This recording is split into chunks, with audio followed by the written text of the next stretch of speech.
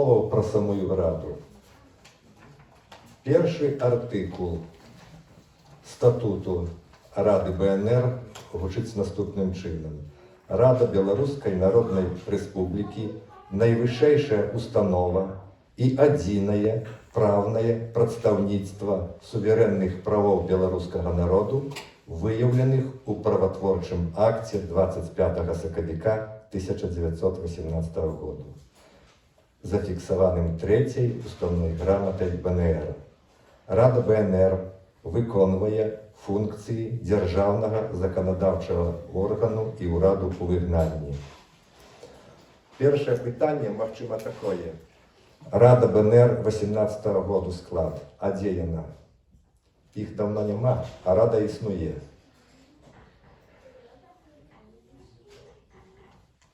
Усе часы Рада БНР папаўнялася лепшымі прадстаўнікамі, у першую чаргу беларускай дыяспары, што працавалі на карысць беларусаў у беларускай справе і па рэкамендацыях беларускіх арганізацыяў, што стаялі на грунце дзяржаўнай незалежнасці, то бок ідэалаў 25 сакавіка. Гэтыя рэкамендацыі разглядваліся, і да іх трэба было далучыць две рэкамендацыі дзейсных сяброў Рады БНР. Фільтр моцны. Проста так з усіх кандыдатаў іншым часам і не прымалі. 5 кандыдатаў ёсць на адное месца, не падыходзілі па пэўных крытэрыях. Той склад Рады у 18 годзе налічваў 71 асобу. Сёння такі колькасны тэарэтычны склад 80 асобаў. Фактычна у складзе Рады блізу 65 сёння. Гэта прадстаўнікі беларускай дыяспары 15 краінаў. Найбольшая колькасць у Злучаных Штатах Амерыкі. У 23 годзе на 31 сесіі Рады БНР у Празе, Чэхія, меў гонар прадстаўляць кандыдатаў ад Канады. Вы сёння чулі іхнія імёны: Ірыну Тоўсцік і Віталя Кошалева. Было шмат пытанняў. Я узброены быў інфармацыяй стосна кожнага з іх, і прыходзілася адказваць на самыя і казытлівыя, і наўпроставыя пытанні. Но тым не менш,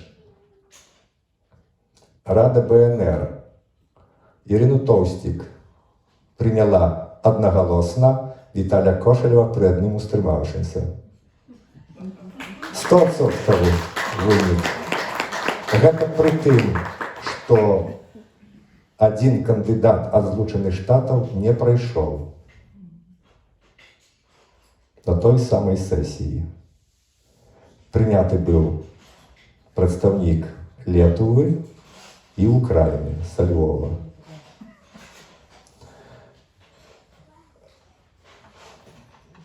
Калі мы сёння слухалі, Віталь Кошалев распавядаў, паказваў мапу Беларускай Народнай Рэспублікі, і мы бачылі межы тае БНР у 18 годзе.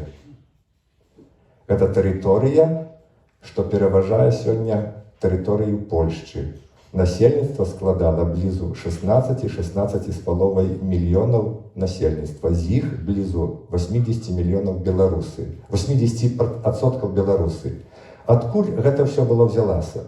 Не таму, што вырашылі захапіць тэрыторыі, правесці выбары і прыслаць у Менск у тэатр Янкі Купалы. Скарысталі дакумент расійскай імперыі. Перапіс апошні, які ў 1903 чи якім усе годзе. Абвешчанымі былі тыя раёны імперыі, тыя губерніі, дзе пераважная колькасць беларусаў. І атрымоўвалася, што Смаленская губерня аж да Ржова пераважна была заселена беларусамі. Пад Вялікімі Лукамі, пра Віленшчыну Браншчыну і не гаварылася. Беласточчына само сабой разумелася. І калі мы сёння кажам пра тую тэрыторыю, што мы маем з насельніцтвам 9,5 мільёнаў ці ўжо 9, то мы мусім памятаць, што нам належала і колькі нас было. Я дазволю звярнуць вашу увагу да газеты «Бацькаўшчына». Гэта самае такое вядомае выданне беларусаў за мяжою. Пачало друкавацца у лагерах для перамешчаных асобаў у брытанскай, амерыканскай і французскай зонах акупацыі в Нямецчыне. Адразу ж у 46-47 годзе. Наклад блізу 3-4 тысячаў распаўсюджваўся па ўсім свеце і в тым ліку дасылаўся сюды ў Канаду. Тут падшываліся. Дзесьці ў нас ёсць блізу 11 гадавых падшывак. Это штотыднёвых. Так, у дэкларацыі Рады БНР ад 29 снежня 47 году Рада БНР не прызнае і ніколі не прызнае БССР за форму беларускага незалежнага гаспадарства, уважаючы яе за расійска-камуністычную фікцыю беларускай дзяржаўнасці, накінутую Масквою. Не прызнае і ніколі не прызнае і ніколі не прызнае на будучыні, як не абавязваючы беларускі народ усе умовы і забавязанні, якія няпраўна ад імя беларускага народу падпісалі ўрады ССР, Польшчы і гэтак званага ўраду БССР, Маскоўская акупацыйная адміністрацыя ў Беларусі. Гэта маецца на ўвазе, што праз пагадненне ці указ, падпісаны Троцкім у 19 годзе, які гучаў такім чынам: дзеля умацавання заходніх межаў Расійскай Федэрацыі часова перадаць з Беларускай ССР у РСФСР Смаленскую губернію. Часова гэта выйшла назаўсёды. Наступнае. У 40-м годзе дзеля сваіх стратэгічных інтарэсаў ССР перавёў из БССР у Летувійскую Савецкую Рэспубліку Вільню і Віленскі край з насельніцтвам блізу 700 тысячаў чалавек. Взамен, каб размясціць свае ваенныя базы. Не ведалі, якая розніца, дзе у Летаве ці ў Беларусі Вільня, все роўна в ССР. Назад вернули? Не.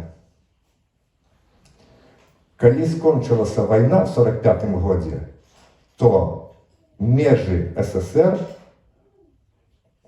у межах ССР была Беластоцкая вобласць. Праз 2 месяцы пасля падпісання капітуляцыі Нямецчыны палякі якімся чынам угаварылі Сталіна аддаць Беластоцкую вобласць. Аддаў. У чэрвені 45-го года, уже пасля вайны. Мы павінны ведаць нашу гісторыю і памятаць. І хто ведае, якія выкрутасы нас чакаюць наперадзе. Немцы чакалі 40 год вяртання ГДР. І з'ядналіся, не ваявалі. Усё прайшло мірна, спакойна, нямецкі народ з'яднаўся. Ёсць такія факты, калі дзялілі Чэхаславаччыну ў 36-м годзе, там не толькі Нямецчына адхапіла кусок, але і Польшча, Сілезію. Яна аддала калі-небудзь яе назад? Не, а гэта ж чэшская тэрыторыя. І ўсе маўчаць.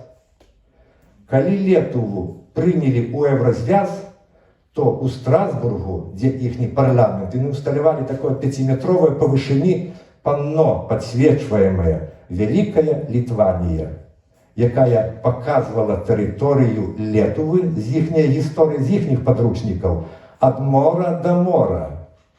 Усё тое наше Великае княства Літоўскае, межы адсунутыя Альгердам, калі ён пабіў ханаў 3 і выйшаў на Чорнае мора, яны лічылі гэта сваім і не сароміліся перад усёй Еўропай, перад усім еўрапейскім звязам паказаць гэта. Гэта наша гісторыя, гэта наша зямля. Мы не хочам яе вяртаць назад, але яна была нашай. Проста скарацілася. Яны за сваю гісторыю на дзяржаўным узроўні змагаюцца, адстойваюць. На жаль, у нас інакша улада, тому ми повинні тут ведаць яе, адстойваць, і калі нас запытваюць про Беларусь, ведаць, што адказаць. Там самая крайняя кніжка, я уже казаў про гэта, написана доктором Янком Затрубнікам, ён гісторык, на замову Конгресса Злучаных Штатаў Амерыкі ў 91 годзе. Калі абвесцілі шэраг незалежнасцяў, паціскалі плячыма амерыканскія дыпламаты і казалі, а гэта што такое за Беларусь? І ён напісаў кніжку на ангельскай мове, она адразу разышлася па руках ад Полацкага княства по 91 год. Это было першае такое ўяўленне на такім навуковым узроўні, кампактна выкладзена наша гісторыя. Сёння тое ж самае, калі мы кажам пра стан рэчаў у сучаснай Беларусі, мы павінны быць узброенымі. У нас шмат тэкстаў на беларускай мове, якія кажуць пра нас, але хто на беларускай мове у сучасным свеце чытае? Трэба на ангельскай мове. І зноў жа, ёсць ініцыятыва. Ольга Яноўская заклала выдавецтва Грунвальд. Мэта – беларускі контент на беларускай мове перакладаць на ангельскую і ўкідваць у ангельскамоўную інфармацыйную прастору. Прычым не так, што там даслалі в Амерыку, в Европу 20-30 краінаў, у яе кропак гарантаваных 6 тысячаў, а патэнцыйна 30 тысячаў па ўсім свеце у электронныя бібліятэкі можна засылаць і іх прымаюць там.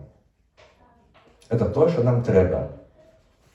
Была размова, каб гэтую бацькаўшчыну, газету адсканаваць, адлічбаваць, пераклаць на англійскую мову, і няхай выкладчыкі і даследчыкі беларускай тэматыкі, седзячы дзе заўгодна, маглі в онлайне чытаць, друкаваць і выдаваць свае докторскія дысертацыі. Шмат людзей у свеце цікавяцца беларускай тэмаю.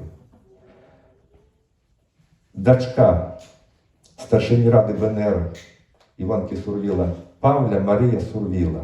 Яна доктарка навук і абараніла сваю докторскую дысертацыю і атрымала пасаду прафесарскую у універсітэце штата Айова па тэме беларускі рок. Нават гэтым цікавяцца. Это нам падаецца, што мы нікому тут не патрэбны.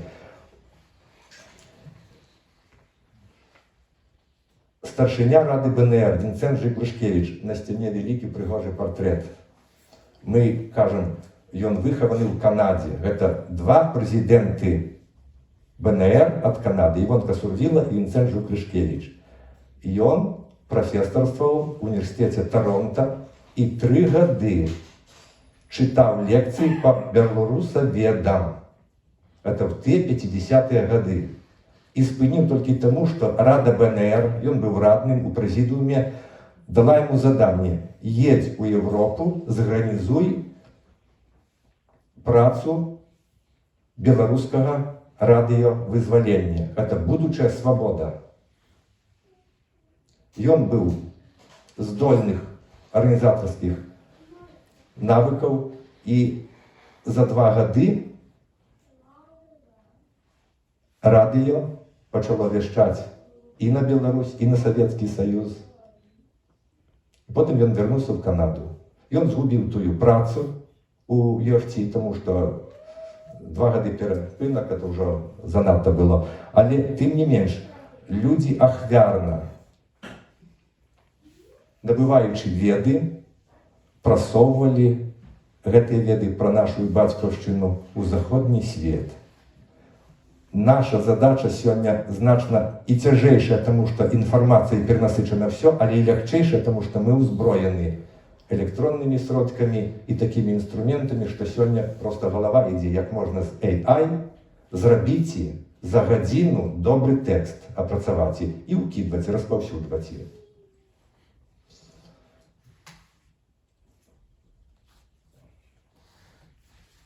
У гэтых 2 тамах невялікая частка з гісторыі БНР, пра дзейнасць рады БНР і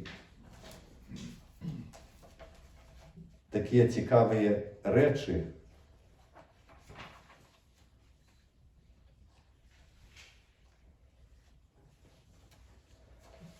Праз 4 дні після того, як була прийнята Третья уставная грамота, что обвяшчала незалежность Белорусской Народной Республики, на черговое паседжанне Рады 7 сяброў Рады вынесли пытанне. Было принято, разглядывался заявление, я на российской мове читаю, так как тут написано в документе, за подписью 7 членов Рады о включении в повестку дня о желательности федерирования БНР с Великороссией, Украиной и Литвой. Адзінства ніколі не было, і гэта тэарэтычна немагчыма. Людзі розных поглядаў і бачылі будучыні бацькаўшчыны, зыходзячы з лепшых пабуджэнняў у братэрскай, як яны казалі, Расіі, разам з Украінай і Літвой. І гістарычна гэтыя 4 народы якось былі кліху блізка і тэрытарыяльна і мелі агульную гісторыю, дрэнную ці якую, але тым не менш.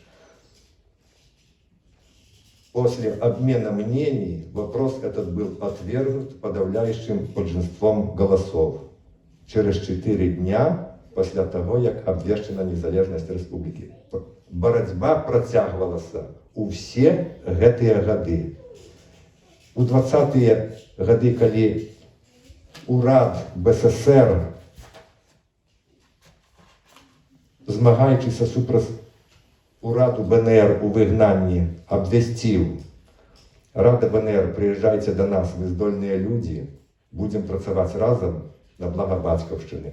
Червяковы, розные тут, як быццам бы такое, нацыянальныя афарбоўкі. Магчыма, яны і з добрых пабуджэнняў, але базуючыся на камуністычнай ідэалогіі, спрабавалі зрабіць нешта. І некаторыя прыязджалі з сяброў Рады БНР, ім давалі міністэрскія партфелі. Чаму? Каб астатнія, хто за мяжою бачылі, нічога кепскага ж не робіцца.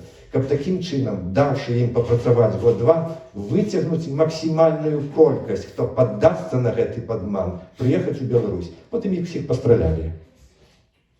Ніхто жывых не застаўся. Хто добра ведаў, што такое Расія, што такое камунізм і што такое СССР, безумоўна, іх угаворвалі: не суйце галаву ў петлю. Тым не менш, такія рэчы таксама адбываліся. Падчас вайны дзейнасць Рады БНР, яна была крышку суцішана, таму што у адрозненне ад беларускай цэнтральнай рады, якой кіраваў Радаслав Астроўскі, які пайшоў на супрацу з акупацыйнымі уладамі Нямецчыны, Рада БНР не магла з ідэёвых падставаў дазволіць сабе хоць нейкую супрацу. Былі прадстаўніцтвы у Берліне, дзейнічалі структуры Рады БНР, але паўнавартасна пачала Рада БНР працаваць з прыходам у 1947 годзе спадара Міколы Абрамчыка, які кіраваў радаю па 70-й год. Гэта былі першыя гады, калі трэба было уздымацца і пасля вайны, і уздымаць рух за вызваленне Беларусі. Яшчэ не чутно было атамныя бомбы, і лічылася, што заходні свет зваліць гэты колас на гліняных нагах, якім яны бачылі Савецкі Саюз, які магутны ў колькасці танкаў, самалётаў, але які быў падарваны эканамічна. Спецыялісты заходняга свету пра гэта ведалі. І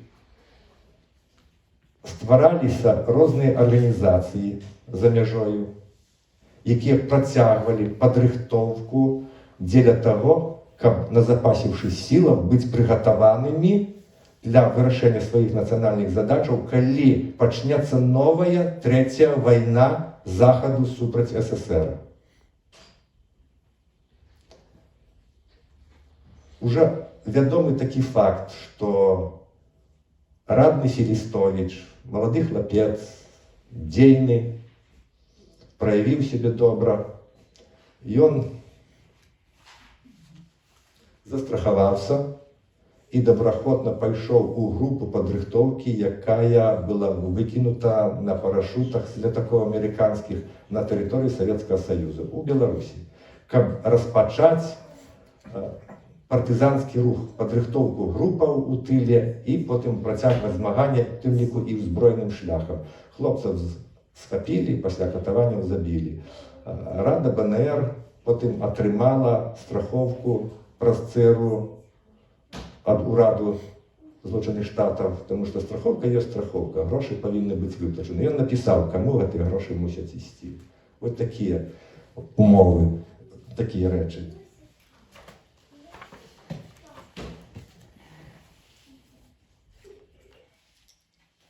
Captive Nations. Гэта выданне 1963 году Мюнхен на ангельскай мове. Паняволеныя народы. Цікава, як тады быў складзены пералік паняволеных народаў Савецкага Саюзу. Арменія, Азербайджан, Беларусія, Крым, Джорджія, Грузія, Ідзіл, Урал, Паўночны Каўказ, Туркестан і нацыянальныя сцягі. Безумоўна, наш бел-чырвона-белы, украінскі блакітна-жоўты сярод іх. Это ў 1963 годзе. Гэты фронт паняволеных народаў быў магутнай арганізацыяй, якая дзейнічала на Захадзе. Яго запачаткаваў і на працягу больш чым 10 год узначальваў прэзідэнт БНР Мікола Абрамчык. Беларускі рух на чужыне карыстаўся павагай, і на беларусаў раўняліся іншыя дыяспары, якія таксама марылі пра аднаўленне сваіх нацыянальных правоў на нацыянальных тэрыторыях, што ўваходзілі ў Савецкі Саюз. Потым, калі пачалася супраца Захаду з Савецкім Саюзам, калі з'явілася двухбаковая зброя, якая фактычна выключала магчымасці змагацца за вызваленне збройным шляхам, праца такіх арганізацыяў сышла уніз. Сёння наша задача трымаць у павестцы сусветных медыя, палітыкаў, пытання Беларусі. Мы увесь час кажам, усё залежыць зараз ад таго, як у Украіне здарыцца. Гэта так. Але самое пытанне по беларускай справе, яно не будзе вырашацца. Амерыканцы заўсёды кажуць, мы дапаможам кожнаму, хто ўпіраецца з усіх сілаў, і мы бачым, ён не здолее, ён не можа, ён усё весь выклаўся, таму дапамогуць. Хто пальцам не варушыць, яны пераступіць і пойдуць далей. Толькі тым, хто змагаецца сам. І ў Злучаных Штатаў, это ўжо неаднаразова так мы кажам, калі ехаць і на билбордах вялікіх, на траку, калі з паўкіламетра ўжо бачна, свабода не ёсць бясплатна. Freedom is not free. Гэта кажуць амерыканцы, якія як быццам бы яе заваявалі, і ўжо няма за што збягацца. Яны кажуць, мне самі казалі, калі мы спынімся, праз паўгады бюракратыя нас заест, у нас не будзе ні свабоды слова, ні свабоды іншых, якія мы маем сёння. За ўсё трэба кожны дзень змагацца. Так гэта тыя, хто ў цытадэлі вольнага свету. Нам тым больш трэба за гэта. Калі мы падымаем кніжкі некаторыя пра дыяспору беларускую 50-х, 60-х гадоў, дзіву даемся. Кіраўнікі нашых арганізацый, база в Амерыцы сустракаюцца ось проста так, дзесь аж на пікніках, не кажучы, што ў кангрэсе заручкаюцца з прэзідэнтамі Злучаных Штатаў, з Ніксонам, Фордам, Бушамі. Зараз гэтага не вельмі бачна. І на нас не звяртаюць увагу. Сёння моладзь мае магчымасці крышку, тое, што падае спачатку на плато, а потом паспрабаваць узняцца ўверх, каб нас стало больш чутна. Наколькі магчыма, мы можам вам дапамагчы, але ўжо нашыя сілы старэйшага пакалення ўжо мы не навучаны тым AI, якімі валодаеце вы. Калі трэба, прыходзім сюды, разам сустракаемся, вырашаем якісь пытанні, мы можам парадамі, вы сваім натхненнем, маладым задорам, напорам, гледзячы на моладзь, просто душа радуецца. Як прыемна чуць беларускую мову, вашыя такія твары весёлыя. Вы наша будучыня. Тое ж самае 28 год таму казалі мне. Акула, Жубрышкевіч, Арсен Моніт, Мікола Ганько, іх няма. Хутка і нас. Дзе-нибудь, пакуль мы з вами, давай яшчэ дапрацоўваць. Жыве Беларусь! Жыве! Слава Украіне!